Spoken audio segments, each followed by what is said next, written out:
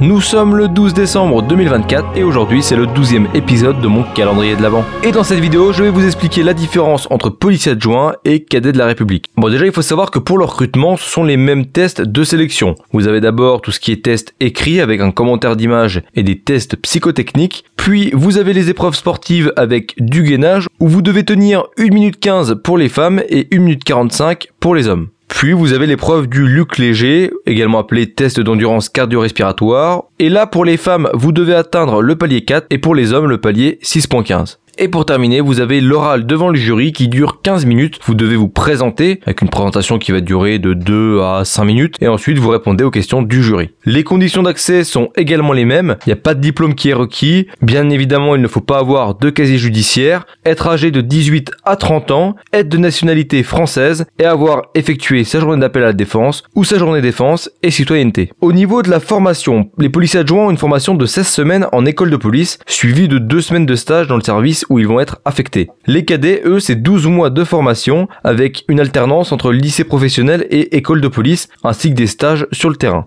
Donc sur 12 mois, c'est réparti en 12 semaines en lycée professionnel où vous avez tout ce qui est français, mathématiques, histoire-géographie, informatique et anglais. Vous avez 28 semaines en école de police, où là vous avez la formation de policier adjoint, mais également une grosse partie préparation au concours de gardien de la paix. Et il y a également 7 semaines de stage en service actif, avec un stage de 1 semaine qui est le premier stage, le stage d'observation, suivi d'un stage pratique de 2 semaines, où là vous êtes armé, vous avez l'habilitation à l'arme et vous pouvez donc sortir sur le terrain. Et ensuite le dernier stage il dure 4 semaines et c'est sur le lieu d'affectation. Bon, ce que je vous dis là c'était à l'époque où j'étais cadet. Peut-être que maintenant les stages ont évolué, mais en tout cas c'est toujours 7 semaines de stage. Quand vous êtes policier adjoint, en formation vous percevez 1488 € par mois net en province ou alors 1585 € net en Ile-de-France. Et pour les cadets, c'est 552 € par mois net d'impôts. Alors effectivement, cadet c'est moins rémunéré et la formation elle dure 1 an. Mais moi, pour vous parler de mon expérience, faut savoir que j'étais cadet au sein de la 13e promotion, ça m'a mis au sport déjà parce que j'étais pas du tout sportif à la base. Et puis effectivement la formation était un peu longue, hein. Je peux pas vous mentir, il y a des moments où je trouvais que c'était long et j'avais hâte que ça se finisse pour être sur le terrain et être policier adjoint comme les autres. Mais